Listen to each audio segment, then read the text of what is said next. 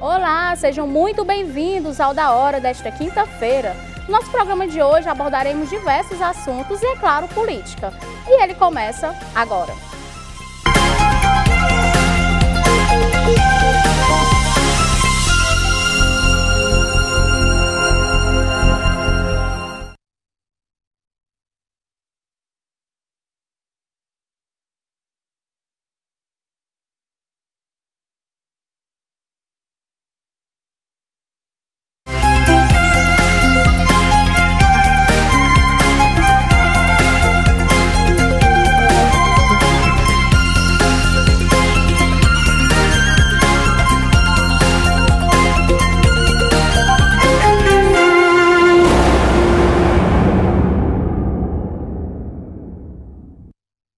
Olá, está começando o Da Hora desta quinta-feira.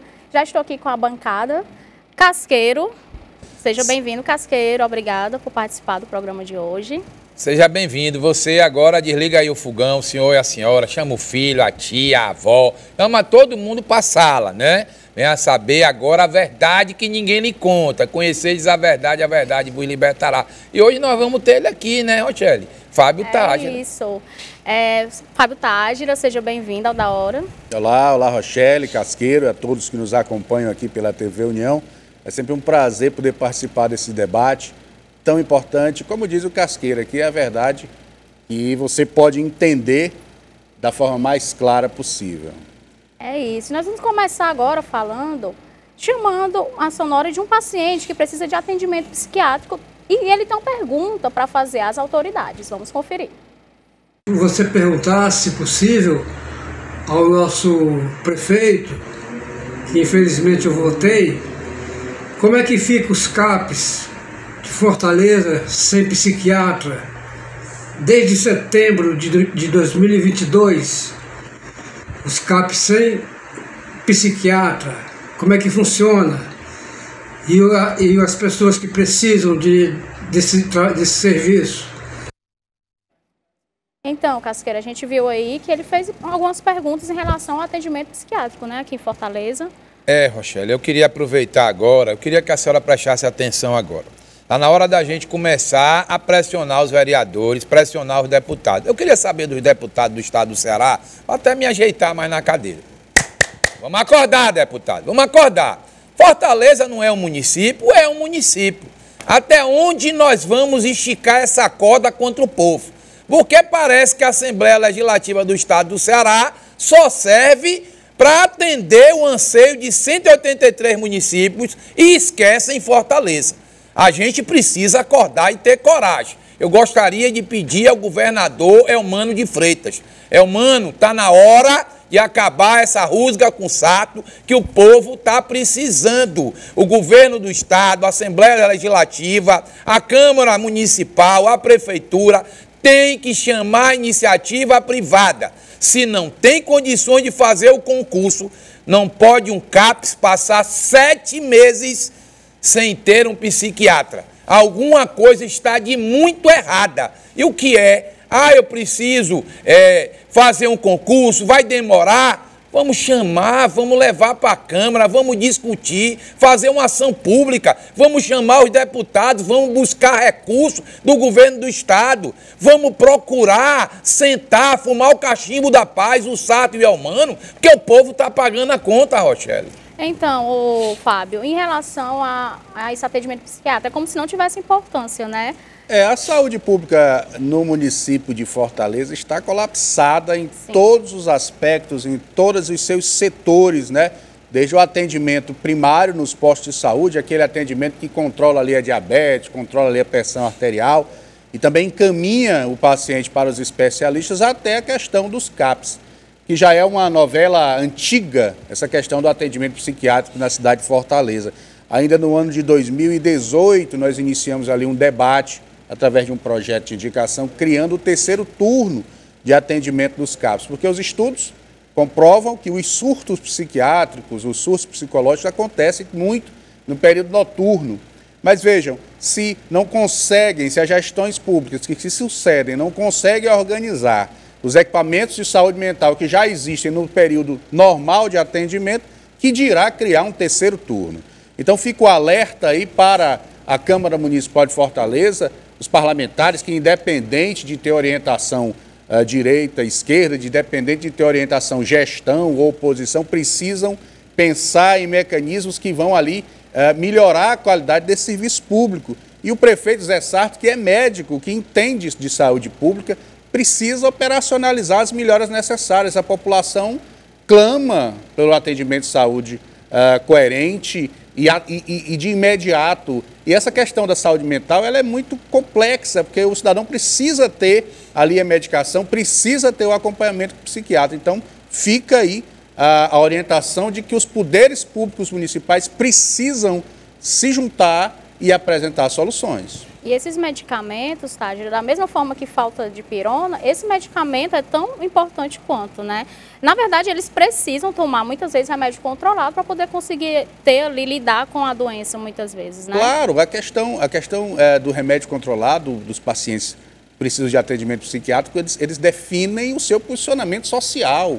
Eles precisam da medicação para ter uma vida aí normal. É preciso que se entenda essa realidade e que se foque nas soluções, porque o povo clama por isso. E só quem pode receitar esse medicamento é um psiquiatra. E o psiquiatra são remédios controlados, são remédios que precisam aí ter realmente esse direcionamento do psiquiatra, ou seja, não pode ser nem qualquer médico, não pode ser nem um clínico geral, tem que ser um psiquiatra. E com a falta de atendimento, aí, né, Casqueiro? Como é que importante fica? Aí, Rochelle, também é o seguinte, é perguntar se fosse o parente do vereador, se fosse um parente do prefeito, do deputado, do governador, ele estaria usando o CAPS? A gente precisa ter um pouco mais de sensibilidade, como disse o Fábio. Já imaginou se a gente conseguir trazer a iniciativa privada? Veja aí o que o Fábio trouxe para ilustrar aquilo que eu digo todo dia. Não é por mim, pela senhora, pelos seus e pelos meus.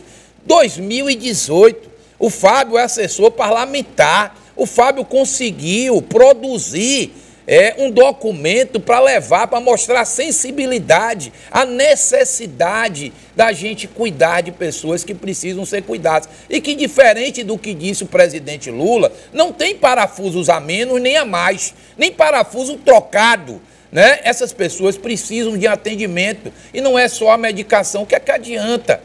Eu dou a medicação, ele toma a medicação, com o passar do tempo, o organismo, ele passa a se acostumar. Há uma necessidade de ter a presença do psiquiatra. Aí vem o meu questionamento. Porque o psiquiatra não quer trabalhar para a prefeitura porque o teto da prefeitura é menor do que o que ganha um psiquiatra. Aí eu vou lhe fazer uma pergunta. Quer dizer que o teto para pagar vereador pode ser alto? O teto para pagar o prefeito pode ser alto, o teto para pagar o secretariado pode ser alto, pagar os deputados e o governador e os secretários do governador, e eu não posso dar um teto digno para que eu tenha. Quantas pessoas precisam do CAPS? Quantas pessoas estão desassistidas? Eu queria agradecer esse rapaz. Esse rapaz, ele me encontrou, para você ver a audiência desse programa aqui da hora, dessa grande jornalista Rochelle e do Gabriel, que faz parte também do programa da hora. Ele me perguntou se eu podia trazer o problema dele para dentro da TV União, já que nenhuma outra emissora tem coragem de trazer esse assunto e de cobrar do poder público. Ninguém está batendo aqui no Sarto, na pessoa do Sarto. Estamos dizendo, o Fábio tocou uma coisa importante. O Sarto é médico. Alô, Sarto. Alô, secretário de saúde, que já é o quarto secretário de saúde. E os CAPS, e ele ligou para o CAPS. E a resposta da pessoa do CAPS, que responde pelos CAPS, foi que, infelizmente, o psiquiatra não quer vir. Bora chamar aqui, juntar, fazer aqui uma audiência pública, chamar a população da mesma forma da taxa do lixo. O que é que eu posso fazer se isso aqui é um gargalo? É um gargalo que dói, que machuca, que pode levar uma pessoa a se automutilar, a tirar sua própria vida. E aí você fica fazendo o quê? Você fica dando paliativo, querendo se esconder de uma realidade. Mas olha aqui, dá uma olhadinha em Maracanaú, como é o CAPS em Maracanaú, dá uma olhadinha lá em Sobral, dá uma olhadinha em Fortaleza, dá uma olhadinha como é que a coisa realmente funciona. Agora o que está faltando hoje é o Mano de Freitas. Eu lhe conheço, cara. Eu lhe conheço, larga essa rusga de lado, deixa esse negócio, vem ajudar o povo de Fortaleza. Prefeitura a gente discute depois. O povo está clamando pelo apoio do governador à Prefeitura de Fortaleza. Fortaleza também é um município do estado do Ceará. E vamos conferir agora imagens que Lula se contradiz em relação ao Banco Central. Presidente, o Leão Serra, da TV Cultura. O marco de saneamento era uma lei aprovada pelo Congresso. Saiu na imprensa que o senhor pretende mover uma ação contra um detalhe, uma questão da lei aprovada pelo Congresso da privatização da Eletrobras. O senhor tem batido também muito na autonomia do Banco Central, lei aprovada pelo Congresso. Não é muito murro em ponta de faca num Congresso que o senhor não tem maioria? Desculpe, você nunca me viu bater no Banco Central. Mas o que concentrou as atenções nesta quarta-feira foram os ataques de Lula ao Banco Central. O presidente não aceita que a instituição responsável pela política monetária seja independente. Lula tem aumentado o tom contra o Banco Central nas últimas semanas. O presidente não aceita a independência do banco e também a taxa básica de juros, que foi mantida em 13,75%. Em 2003, quando assumiu a presidência do país pela primeira vez, a Selic era quase o dobro da atual. Chegou a bater 26,5%, com Henrique Meirelles indicado por Lula no comando do Banco Central. Um recorde histórico. Os ataques constantes de Lula a Roberto Campos Neto, presidente do Banco Central, estão incomodando a equipe econômica, que avalia que o presidente está passando dos limites. Hoje, Lula foi aconselhado a reduzir as críticas e se distanciar da crise, deixando essa discussão a cargo da presidente do PT e de parlamentares do partido. Mas Lula não deu ouvido. Durante a primeira reunião com parlamentares da base do governo, ele voltou ao ataque. Disse que todo governo tem direito de estabelecer sua política econômica. E aí, Casqueiro, vamos falar aí da independência que é necessária, né, que o Banco Central tenha. A independência do Banco Central é importante. Mas eu queria saber, Lula, quanto é 8 vezes 4 vezes 20? Se você me responder isso, eu vou lhe dizer que você pode mandar no Banco Central. O Banco Central tem que ser independente, Lula. O Banco Central não pode estar na mão do presidente. Mas eu queria contar para a senhora o que nenhum canal de televisão vai ter coragem. O que é que o Lula quer de verdade? Baixar a taxa de juros, fazer com que o povo venha consumir para que a gente se endivide ainda mais. Essa é uma realidade. Essa é uma grande realidade, mas a senhora não vê isso na Poderosa, não vê nas outras, a senhora vê aqui no programa da hora. Porque o que o Lula quer é lhe enganar, o que ele quer é lhe ludibriar, o que ele quer é dizer que a senhora está usando uma roupa da 25 de março e dizendo que é de uma grife importada. Sabe aquela mulher que está numa fila com a bolsa da Louis Vuitton, na fila lá da Parangaba, que é uma pessoa que tem uma bolsa da Louis Vuitton, não pegava o ônibus na fila da Parangaba. Então o que o Lula quer de verdade é isso. Ele quer que você se sinta que ele está defendendo os seus interesses. Qual é os interesses? Porque entenda, o Banco Central, ele vê a economia, ele sabe a hora de aumentar, diminuir a taxa Selic, ele tem que proteger a nossa economia, porque se ele não protege, amigo, o que é que acontece? A gente vai passar por uma crise ainda maior, porque o desemprego aumentou, as empresas estão fechando, a gente está vendo aí que R$18 de aumento do salário mínimo e o Lula quer mandar no Banco Central. Lula, fala para o povo a verdade, Lula, fala para o povo a verdade. O que é que o PT quer realmente dentro do Banco Central? Porque se você jogar as cartas na mesa, a gente vai poder ter assim clareza, né? Uma evidência melhor do que você realmente quer. Agora, primeiro, faça o dever de casa. Aprenda a fazer conta, veja o que é economia. Você botou Haddad, que não sabe nem para que lado vai a economia. Haddad, acredite, eu sou melhor do que Haddad rezando missa do que Haddad na economia. Governo não pode ter amizade. Quem tinha que estar cuidando da economia desse país é alguém que conhece de economia. Não adianta, o Haddad está cercado de pessoas. O Haddad agora está trazendo para ser braço direito a pessoa que responde pelo WhatsApp do Brasil. Qual é o interesse? Aonde é que isso para? Aonde é que isso para de doer no bolso da senhora e para de doer no nosso bolso? É isso que a gente tem que trazer essa informação para a senhora. E Fábio? Bom, o processo de desenvolvimento econômico do país passa por essa autonomia dos poderes e as políticas que interferem diretamente na relação de consumo, elas são desenvolvidas a partir das moedas, né, de cada país. E o Banco Central tem esse posicionamento mais técnico, tem essa visão de mercado mais apurada, que vai, como o Casqueiro disse, que vai entender qual é o momento de se diminuir a taxa de juros, de aumentar, para que haja ali um equilíbrio fiscal, para que haja ali realmente um mecanismo que vai melhorar a qualidade econômica das pessoas mais simples. Não para que você compre exclusivamente para comprar e lá na frente está endividado e quebrar, e é uma bola de neve, todo mundo quebra. Com relação à iniciativa privada, o que a gente consegue perceber nesses primeiros momentos do governo é que as empresas estão fechando, estão desempregando os cidadãos. Então, como é que o cara vai comprar se ele não tem como pagar? Então, vale a reflexão, vale o entendimento da população, que o momento agora é de uma estabilidade, de buscar ali o seu equilíbrio pessoal, buscar suas finanças pessoais ali equilibradas, porque o momento não condiz para os gastos exorbitantes, e o governo quer isso, o governo entende que essa circulação de dinheiro é positiva, e até é, mas tem um momento para isso, tem um limite para isso, porque depois o trabalho construído vai por água abaixo por pura irresponsabilidade. É isso. Nós vamos falar agora que a terceira vara civil de Santo Amaro decidiu que a Rede Globo terá que pagar 15 mil em indenização ao comerciante que foi vítima de uma notícia falsa veiculada no programa Bom Dia São Paulo em março de 2016. O juiz Cláudio Salvetti D'Angelo determinou a condenação da emissora após a veiculação de uma reportagem que afirmava que o comerciante teria atirado em um motorista durante um racha em frente à sua loja de pneus. A matéria, divulgada pelo programa da Globo, afirmava que o motorista teria sido atingido no pescoço e hospitalizado. O comerciante, no entanto, provou à justiça que não estava na loja quando o incidente ocorreu, já que estava jogando futebol com amigos. Ele entrou com um processo contra a emissora, afirmando que a notícia falsa prejudicou sua imagem e seu negócio, afastando clientes e gerando prejuízo financeiro. A Rede Globo tentou se defender, argumentando que não identificou o comerciante nem a loja e que a informação sobre a autoria do tiro havia sido passada pelos pais do motorista.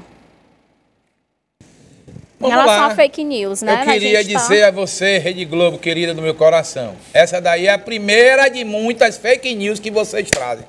Né? Parabéns ao juiz que conseguiu dar uma sentença contra a Rede Globo de televisão. E ela não pode mais recorrer. Tá? E ela não pode mais recorrer, que coisa bonita, né, Globo? Rapaz, foi acusado. Já imaginou se os parentes desse rapaz que tomou o tiro vai lá e mata o rapaz? Qual é a consequência disso? Porque a toda poderosa nesse país, ela só conta o que agrada a ela. Você lembra do Collor? Collor era o caçador de Marajá. A Globo apoiou o Collor. Collor virou presidente. Aí a Globo olhou e disse, Collor, cai. E o Collor foi cara pintada, povo na rua, tudo mentira, tudo golpe. Aí o Collor caiu, né? O Collor caiu e saiu. Aí depois ele apoiou o Lula. Para quem não lembra, apoiou o Lula. Vamos lá, Lulinha, paz e amor, faz o L do amor. Aí o Lula presidente 2 vezes, depois o Lula me encantou, eu voltei na Dilma 2 vezes, né? A Dilma caiu. Quem ajudou a Dilma a cair é ela, a Globo. 24 horas batendo. Ela só não conseguiu derrubar em 24 horas o Bolsonaro, que aquele ali tem um couro de cobra. Couro de cobra. E cobra perigosa. Porque eu vou lhe dizer, era 24 horas batendo no Bolsonaro. E agora, acredite, a Globo está com um pé na frente e outro atrás. Porque se Deus o livre e guarde, o Lula cai, o que vai acontecer? A Globo levanta os braços e deixa o Alckmin passar e vamos ser felizes, o amor venceu. Foi o povo que tirou o Lula, foi o povo que deu o Lula ao poder. Mas isso é mentira, viu? Isso aí é golpe. Eu, na minha casa, eu não assisto mais. Na hora que eu chego em casa, que eu estou vendo a televisão, pum, desliga. Aqui na minha casa, ninguém assiste a Poderosa. Porque é mentira de manhã, de tarde e de noite. Ninguém aguenta tanta mentira. Tanta mentira, foi o leitinho, foi o problema da picanha, foi o problema da joia, já foi o problema da cartão de vacina. Para quê? Para tirar o foco do que a senhora precisa. E o senhor precisa saber que o país está esculhambado nesse início aí. É uma cortina de fumaça, tá certo? É jogar. Sabe o Ninja? Você assistiu aquele filme Ninja? É tão engraçado. Quando ele tá acuado, ele pega uma bomba e faz pá! Aí joga no chão e sai aquela fumaça. Aquela fumaça é para lhe enganar, para ele poder fugir. Assim mesmo faz a Poderosa. Ela desvia a atenção dos desmandos do governo do Lula e volta tudo ao ex-presidente. Eu acho que ela está com saudade do Bolsonaro.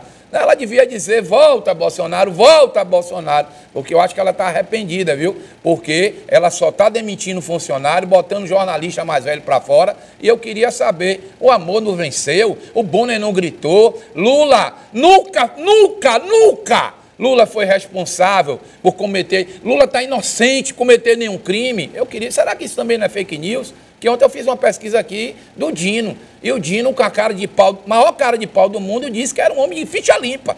É um homem de ficha limpa, não existe ficha limpa. Se você tem uma briga com o vizinho e ele faz um BO, acabou sua ficha limpa. Tá lá o registro, meu irmão, tá lá o registro. Agora o que a gente precisa é de políticos sérios, pessoas que tenham, assim, coragem, e de imprensa séria, porque não é todo mundo que tem a coragem da TV União, não. Nesse horário, está aqui olhando para a senhora, olhando para o senhor e dizendo que chega de comer arroz, aquele feijãozinho só com pouquinho de calabresa para dar um gostinho, uma carne de sertão e o disco voador. Chega, ninguém aguenta mais. Fábio Tagi, a gente está passando por esse processo dessa PL mesmo em relação a fake news, né? Que está em trâmite. E a Rede Globo... Está todo mundo preocupado com a censura, né? E a Rede Globo é uma das emissoras que mais trabalha campanhas contra as chamadas fake news. E o que a gente consegue perceber é uma inversão total de conceitos. E essa decisão judicial, ela mostra, né? Ela mostra realmente quem é que produz principais fake news. Eu também não assisto a Rede Globo de Comunicação porque chega a enojar e a até macular a questão da profissão de jornalismo, porque você vê uma produção permanente de falsas notícias, de tentar enganar o cidadão comum que acompanha esse tipo de jornalismo, que para mim não é jornalismo. Então, está de parabéns o juiz que deu essa decisão por combater, por ser exemplo de combate a essa questão das fake news, e a gente espera que os canais de comunicação que realmente pautam a notícia a fundo, que conhecem a notícia a fundo, que passam para o cidadão comum a informação correta, que a gente possa ter mais suporte, mais apoio, principalmente da sociedade, que é quem mais usufrui da boa notícia. Até porque aí perde a credibilidade, né? E o telespectador fica sem saber se acredita ou não,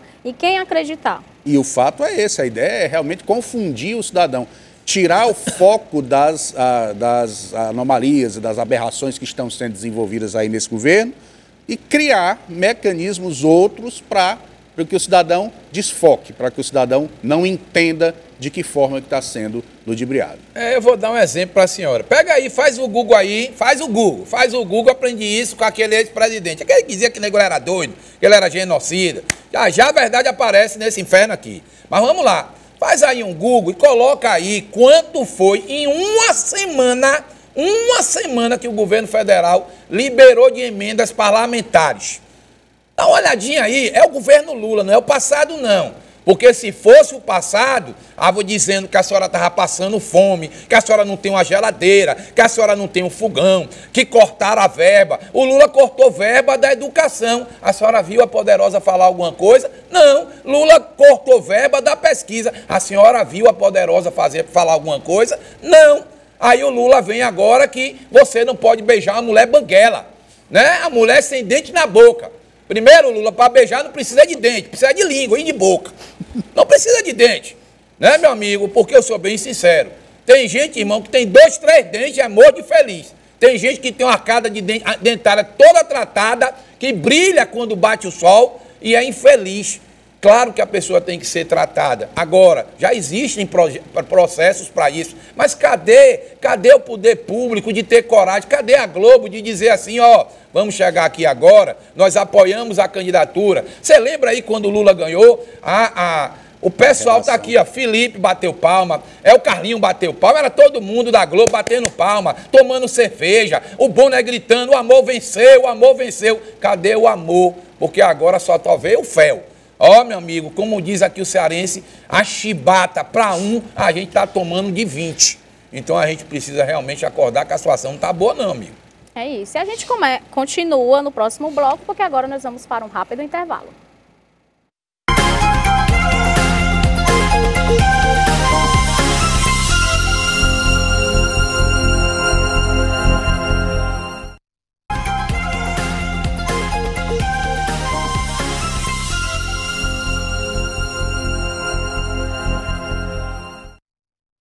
Estamos de volta com Da Hora desta quinta-feira. Agora nós vamos conferir um desabafo de uma advogada que está lá do lado dos presos no dia 8 de janeiro. Vamos conferir. E tem gente, uma patriota, que está com câncer de mama na colmeia. O advogado dela já entrou com vários requerimentos para que ela tenha, diz que ela possa ter um tratamento humanizado, e ela está morrendo. Ela está morrendo na colmeia e vocês não fazem nada. Porque o Alexandre de Moraes já tirou o direito que eu tinha. Como advogado, o Código de Processo Penal, o nosso Código Penal e a Constituição não tem peso. Porque hoje existe uma lei que se chama Alexandre de Moraes. E aí, Casqueiro, vamos falar aí do pessoal que ainda está preso, né? Vamos falar aí de uma coisa. Eu queria agora que a senhora prestasse atenção no que eu vou dizer para a senhora. A senhora, o senhor, chama aí todo mundo. Ainda não está na hora do almoço, não. Já tem Ferreira Aragão, mas dá para botar o almoço e assistir o Ferreira Aragão aqui na TV União. Mas deixa eu falar aqui para a senhora a grande realidade.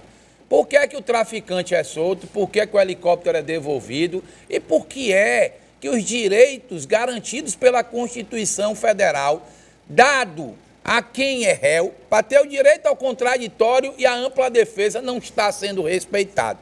Será que realmente, nas imagens do dia 8, tinham 2.000 pessoas, 2.000 pessoas ali dentro quebrando as coisas? Claro que não. Acredite que aquilo ali foi armado. Ali os patriotas caíram igual otário, igual pato. Foram lá, meu amigo, caíram no conto do vigário. Armaram, botaram gente ali dentro e o pior, tá todo mundo calado. As imagens já mostraram, ninguém toca no assunto. Aí eu fico perguntar, será que esse aí é um terrorista ou será que esse é um preso político? Porque preso político, o pessoal da esquerda briga por anistia, briga por manter salário dessas pessoas. Lá tem senhora de 60 anos, tem senhora de 70 anos, tem pessoas ali que não tiveram nenhum envolvimento. E aí vem o meu maior questionamento. Porque, eu vou fazer uma pergunta aqui para a senhora. Morre um policial, com quantas horas o crime é elucidado? 24 horas. Por que é que ali, naquele envolvimento, não se colheu as digitais para ver de quem realmente estava envolvido? Por que é que se colocou em segredo de justiça a participação das pessoas? Por que é que até agora o Supremo Tribunal Federal está fazendo vista grossa do general que tomava conta do... como era o Dias. Era o Dias, né? Mas ele tem um cargozinho que agora eu esqueci. Por que é que estão fazendo vista grossa? E essa moça aí fez um desabafo. E esse desabafo foi lá na Câmara Federal. E aí eu fico a me perguntar, será que vão calar a voz daqueles que têm coragem de se levantar contra os desmandos do judiciário? Porque é o que é hoje a justiça. De que lado a justiça está?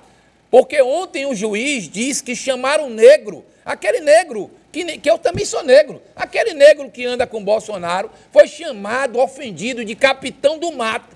E o juiz disse que aquilo não era um ato de racismo.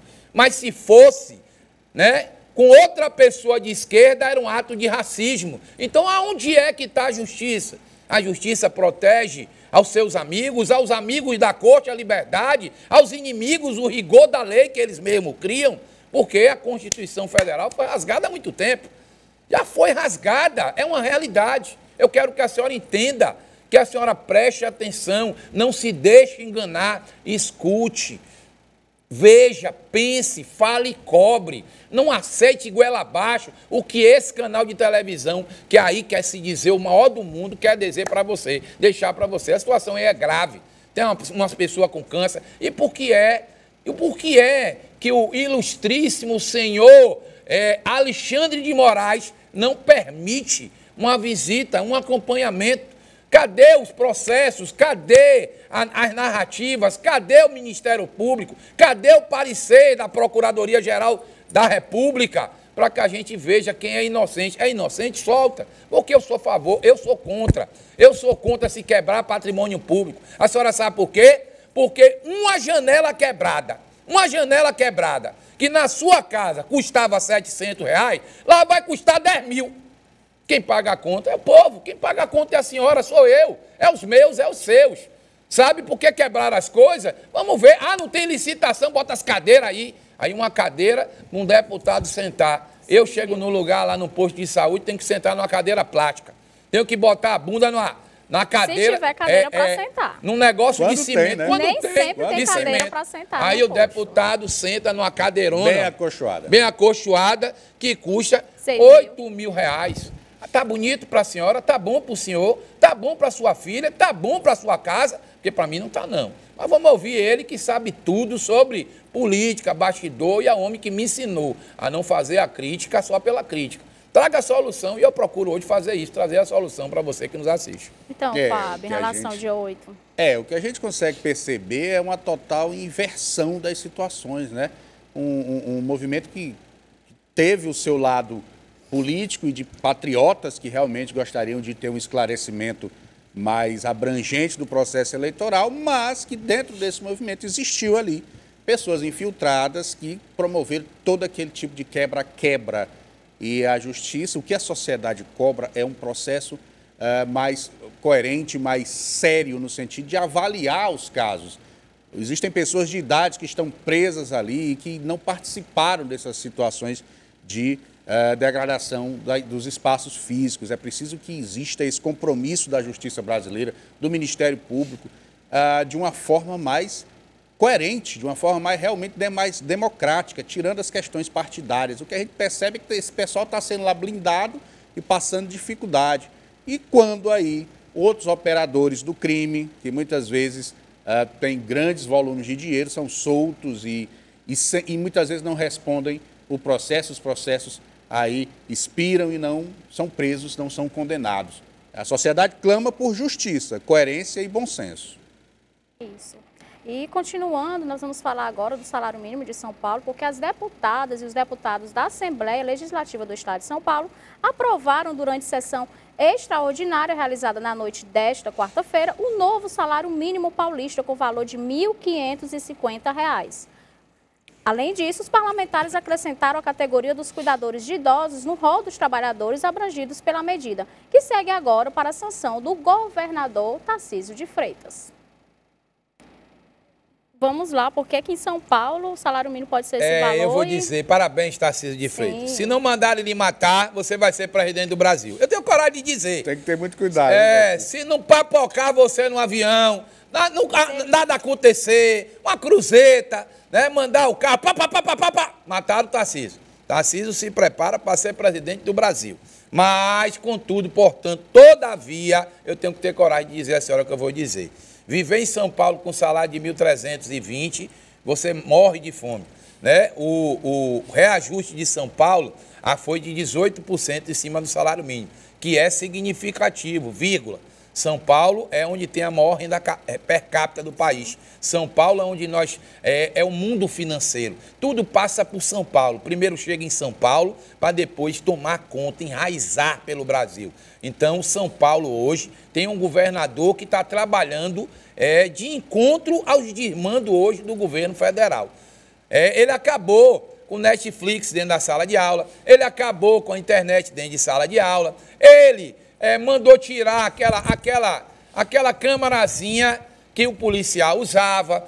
Ele está tentando encontrar soluções. Ele foi buscar agora 178 bilhões de dólares para trazer de investimento para São Paulo. Aí você me pergunta, o que é isso? O que é isso? É a pessoa se preparar para uma grande oportunidade. E o Tarcísio é um dos poucos políticos que não renegou, não fez igual a Judas, né? Não fez igual a Judas, nem a Pedro, que renegou Jesus. Porque Jesus disse a Pedro, antes do galo cantar pela terceira vez, você vai me negar, sem vergonha. Você vai me negar. E o Tarcísio mantém a postura de agradecimento ao ex-presidente Jair Messias Bolsonaro. E por quê? Porque ele sabe, porque ele participou do governo da Dilma, não deram nenhum valor a ele. E ele hoje está conseguindo operar uma máquina pesada, ele está conseguindo fazer essa máquina andar em São Paulo. Mas eu acho que ele poderia dar uma esticadinha a mais lá em São Paulo, 1.600, né? Cai de 50 conto, Tarcísio. Nós não vamos ficar nem mais ricos nem mais pobres. São Paulo é um estado que arrecada demais. E eu tenho certeza absoluta, e não esqueça o que eu disse. Se ninguém der um fim nesse rapaz, não for a macumba muito bem feita, não for um avião que caia, não for o prédio que desabe, aí está um futuro pré-candidato a presidente da República. Eu já joguei aqui, já fiz minhas orações, já falei aí com o pastor, com o padre, e esse rapaz caminha sim. Porque eu vou dizer uma coisa para o senhor. O senhor sabia que se botasse na eleição passada Tarcísio, Amoedo, Lula, Bolsonaro, quem era o outro, meu irmão? Botasse aí num debate, ele engolia todo mundo. Ele engolia. Aí a senhora ia olhar e ia dizer, eu acho que esse rapaz vai cuidar da saúde, vai cuidar da segurança. Como ministro de infraestrutura, ele foi... Ministro da infraestrutura, como dizia o velho Bolsonaro. Não é aquele que você dizia que era doido? Onde botava asfalto, né? Botava asfalto de tudo que era lado. Mas ele botava asfalto desse tamanho a camada. Asfalto de verdade. Asfalto de verdade feito pelo Exército. Mas o que é que o povo quis? O amor venceu. E beijo pro povo. Fábio, fala um pouquinho da gestão do Tarcísio de Freitas. O que você está achando? O Tarcísio de Freitas é hoje uma das figuras públicas mais técnicas desse país. A gente fala por essa questão do desenvolvimento, né? Do planejamento como base estrutural para fazer realmente crescer uma sociedade. No caso de São Paulo, como o Casqueiro bem falou, é o estado que mais arrecada valores no Brasil, é um estado que consegue também despertar o interesse dos investidores internacionais, e aí Tarcísio tem feito um trabalho forte de buscar investimentos que vão fazer toda a diferença na vida do cidadão paulista. Então, esse reflexo de gestão, sem sombra de dúvidas, vem gerando na figura pública de Tarcísio de Freitas alguém que pode vir a comandar esse país, claro que se não acontecer nenhum fenômeno diferenciado até o próximo pleito eleitoral. Então, o Estado de São Paulo está de parabéns por poder contar com uma figura técnica, com alguém que passou pelo governo Dilma também, mostrando um trabalho objetivo, coerente, que fez crescer a pasta à época. Então, vamos esperar mais ainda as evoluções no Estado de São Paulo, o desenvolvimento das políticas públicas e, com certeza, um conceito, um exemplo de como deve se trabalhar uma gestão pública. Um exemplo de gestão, né, Fábio? Um exemplo de gestão, com mais que é o que mais precisamos. 60% de aprovação também. E é o que a gente precisa, né? O Brasil está carente de líderes técnicos. Muito se prende nessa questão do debate político, e política não bota comida no prato de ninguém. Política não fura o posto tubular no interior. A política, ela não dá uma residência digna ao cidadão comum. O que realmente funciona é a gestão pública coerente, planejada e com o mínimo de corrupção. Redução de impostos também. Com certeza. Todo esse processo de planejamento, principalmente financeiro e econômico, é o que faz funcionar uma gestão pública. É isso. E a gente continua no próximo bloco, porque agora nós vamos para um rápido intervalo.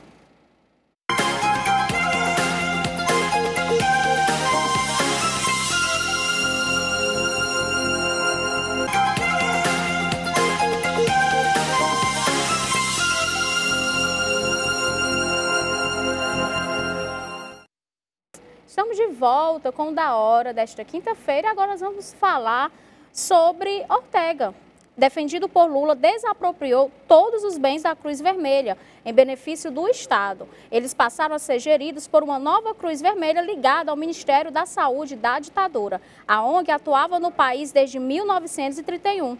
A decisão foi em represália ao socorro prestado pela instituição aos feridos durante a onda de protestos contra o governo há 5 anos, em 2018. Vamos falar, né, do que está acontecendo. Vamos falar. Ter tirado a cruz vermelha, né, algo tão importante, né? Ali tira tudo. Ditador tira tudo seu. Tira sua televisão, tira sua geladeira, tira sua mulher, tira tudo seu.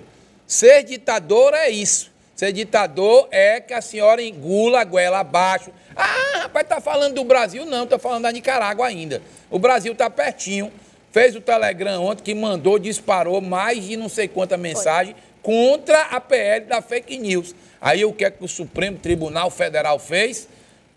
Suspende por 72 horas o Telegram e vamos botar uma multa. Vamos botar uma multa. Isso aí é uma ditadura. Porque a informação, ela tem que chegar. Essa coisa de que, é uma mentira. Qual é a mentira? Que agrada a ele ou que agrada a você? Qual é a mentira? Você que tem que fazer seu juízo de valor. Mas lá na Nicarágua, as igrejas foram fechadas, os padres foram presos, a pessoa não pode mais professar, né, sua fé católica. E a Nicarágua é defendida pelo pessoal da esquerda, que acha que é igual a Cuba. Lá é tudo bonito, lá é maravilhoso. El Cuba. Muito charuto cubano, muito uísque na barriga, para não dizer o contrário. E aí fica aquela pergunta. O que é ditadura? Ditadura é pro povo, chibata no povo, é bater na senhora de manhã, de tarde e de noite. É tomar o que é seu, é tirar os seus direitos, é dizer que a senhora tem que ficar calada, dizer que a senhora não pode abrir a boca. Já imaginou se seu marido aprontar, ou a sua mulher apronta, ela chega em casa, 3 horas da manhã a senhora vai falar, ele disse, se você vem a começar a confusão, eu vou lhe prender, porque você não tem o direito de me questionar. Casqueiro, é desse jeito, a senhora tem que aprender. Por que é que eu falo assim? Para que a senhora entenda o que é que acontece. Já imaginou, eu tenho um carro, o cara olha e diz, não, esse carro que eu trabalhei, que eu lutei para ter o carro, né? Aí o governo vem e me toma. É o que eles fazem. Aí eles comem carne com ouro, e a gente come o chupa-molho, aquele ossinho de tutano, que é tão delicioso aquele ossinho de tutano, mas para eles aí, ó, e não é só lá não, que é assim não, hein? Aqui tem um bocado de político, ó, que é o uísque do bom, charutinho cubano, e o povo passando fome. Padecendo. Como diz minha mãe, fumo sobe, a banana desce, o povo padece. Lembre disso. Fábio. Essa atitude aí do Ortega, no mínimo imoral, você tirar ali o poder de ações da Cruz Vermelha, uma instituição tão reconhecida mundialmente, né? Exatamente por prestar serviço de assistência médica em momentos de crise ou não. Então, você tirar aí essa autonomia, essa ação da Cruz Vermelha para criar a sua própria Cruz Vermelha ligada ao Ministério da Saúde dele é manter ali as rédeas, inclusive as rédeas orçamentárias, que é o que mais interessa para essas pessoas, é poder gerir o dinheiro público de uma forma mais próxima, de uma forma mais dominadora, de uma forma mais imposta.